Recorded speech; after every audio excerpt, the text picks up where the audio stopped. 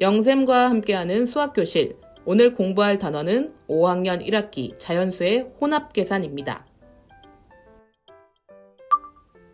학습 문제를 알아보겠습니다. 곱셈과 나눗셈이 섞여 있는 식을 계산해 볼 겁니다. 학습 안내입니다. 카우스로 덧셈, 뺄셈, 복습을 해볼 거고요. 곱셈과 나눗셈이 섞여 있는 식을 계산해 보겠습니다. 식을 보고 이야기를 만들기는 조금 어려울 수 있지만 도전해 봅시다. 마지막으로 수학놀이를 알려드릴게요. 첫 번째, 카웃으로 덧셈 뺄셈 복습하기입니다. 여러분 카웃이 무엇인지 알고 있나요? 카웃은 게임 기반 수학학습 플랫폼입니다. 공부한 문제를 선생님이 수학 퀴즈로 만들어서 올려주면 여러분은 교실에서 또는 가정에서 친구들과 함께 문제를 풀어볼 수 있어요.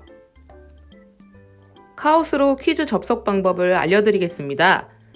첫 번째로 선생님이 올려준 유튜브 영상 설명을 보시면 이렇게 카웃 접속 주소가 나와 있어요. 이 카웃 접속 주소를 클릭하면 자동으로 카웃으로 이동하게 됩니다. 만일 접속이 잘 되지 않는다면 구글에서 검색을 해서 접속할 수도 있는데요. 구글 창에 카웃이라고 이렇게 검색을 해보세요. 그럼 첫 번째 이렇게 카웃 링크가 뜨는데요. 이 링크의 빈 칸에다가 선생님이 유튜브 설명에 올려둔 핀 번호를 입력해서 엔터를 누르고 접속하면 됩니다. 퀴즈를 이제 풀 수 있는 창이 뜨는데요. 여기 빈 칸에다가 닉네임을 입력하고 초록색의 고 버튼을 누르면 문제가 실행됩니다. 문제가 시작되면 상단에 이렇게 문제가 보이죠? 4가지 보기 중에 정답이라고 생각되는 것을 클릭하면 됩니다. 여기 보이는 30이란 숫자는 선생님이 정해놓은 시간이에요. 30초 안에 문제를 해결하면 되는 겁니다. 어렵지 않죠? 지금 카웃에 접속해서 선생님이 올려둔 수학 문제를 한번 풀어보세요. 수학 문제 잘 풀어보았나요? 이제 본격적으로 곱셈과 나눗셈이 섞여 있는 식을 계산해 보겠습니다. 그림을 봐주세요. 빵 굽기 체험장에 5학년 2반 학생들이 24명 있습니다. 4명씩 한 모듬이 되어서 체험을 하려고 하는데요. 한 모듬에 밀가루 반죽을 3덩이씩 나눠준다고 합니다. 그럼 모두에게 이 밀가루 반죽을 나눠주려면 밀가루 반죽이 얼마나 필요할까요? 그럼 선생님과 함께 문제를 해결하기 위해서 단계적으로 생각해 보는 게 필요할 것 같아요. 첫 번째, 학생들이 모두 몇 모듬이 될까요? 학생들은 24명이 있어요. 한 모듬에 4명씩 들어가게 되니까 나누기를 해줘야 될 것 같아요. 24 나누기 4를 해결하려면 4단을 기억하면 될 것 같아요. 곱셈 99 4단 기억하나요? 4, 6에 24니까 6모듬이 나오겠네요. 근데 그 모둠마다 3개씩을 줘야 돼요. 6모둠이 있는데 밀가루 반죽을 3개씩 줘야 됩니다. 6단을 외워볼까요? 6, 1은 6, 6, 2, 12, 6, 3, 18. 18덩이가 필요하겠네요. 이 1번식과 2번식을 하나로 합치면 24를 먼저 4명씩 들어있는 모둠으로 나누고 이렇게 되면 6모듬이 나온다. 그 다음에 6모듬에 3개씩 주면 18덩이가 필요하다. 이렇게 해결할 수 있겠네요. 곱셈과 나눗셈이 섞여 있는 식을 계산할 때는 이걸 꼭 기억해 주세요. 반드시 앞에서부터 차례대로 계산해야 됩니다. 이번에는 괄호가 있는 계산을 한번 해볼까요? 이 보이는 이 표시가 괄호입니다. 그림을 보면서 선생님의 문제를 읽어줄 테니 한번 들어보세요. 오븐 하나에 빵을 4개씩 3줄로 넣어서 구울 수 있습니다. 빵 24개를 굽는다고 한다면 필요한 오븐은 모두 몇 개일까요? 문제를 풀기 위해 생각해 봅시다. 문제에서 오븐 하나에 구울 수 있는 빵은 몇 개라고 그랬죠? 빵을 4개씩 3줄로 구울 수 있다. 오븐 1개당 4개씩 3줄, 4개씩 3줄. 4일은 4, 4, 2, 8, 4, 3, 12. 그죠? 12개씩 오븐 하나에 구울 수 있어요. 근데 빵은 모두 몇 개가 있었죠? 맞아요. 24개가 있었어요. 24개를 오븐 하나에 들어가는 빵의 개수로 나눠주면 오븐이 몇 개 필요할지 나올 것 같아요. 4, 3, 12니까 24 나누기 12로 바꿔 쓸 수 있겠네요. 24 나누기 12는 2가 되니까 우리가 필요한 오븐은 2개가 되겠어요. 그래서 2개라고 계산할 수 있겠네요. 이 나눗셈이 어렵다면 이렇게 세로로 한번 써서 계산해 보는 것도 좋은 방법일 것 같아요.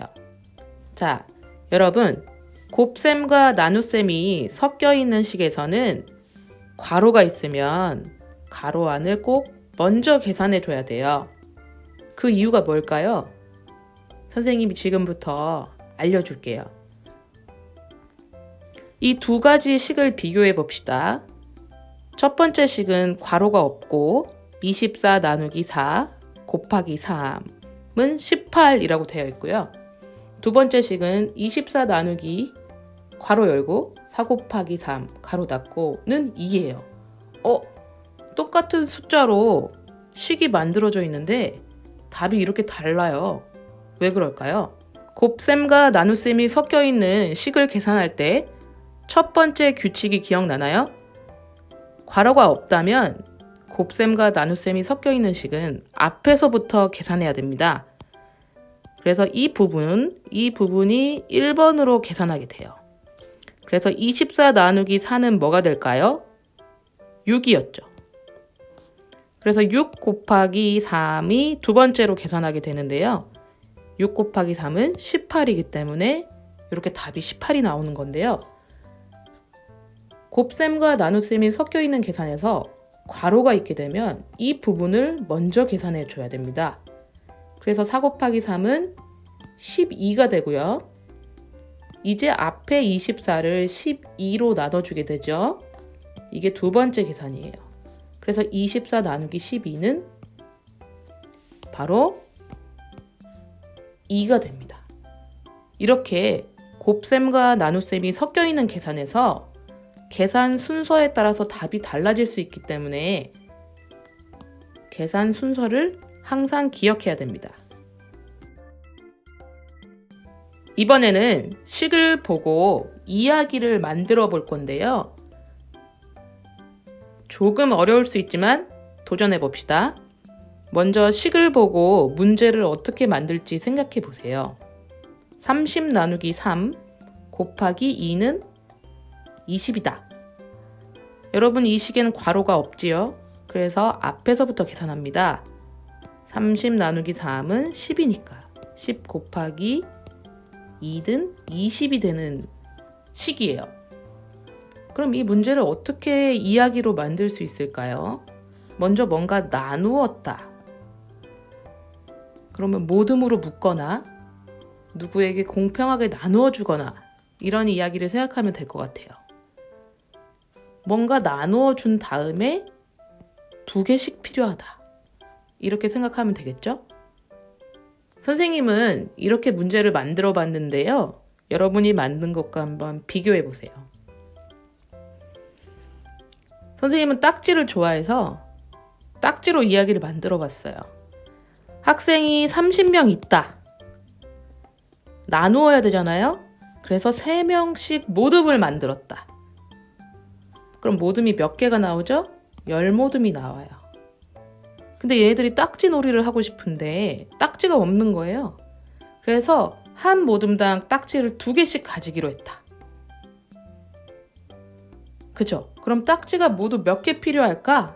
이런 문제를 만들어 봤어요. 딱지는 20개가 필요하겠네요. 그죠? 여러분도 한번 문제를 만들 수 있겠나요?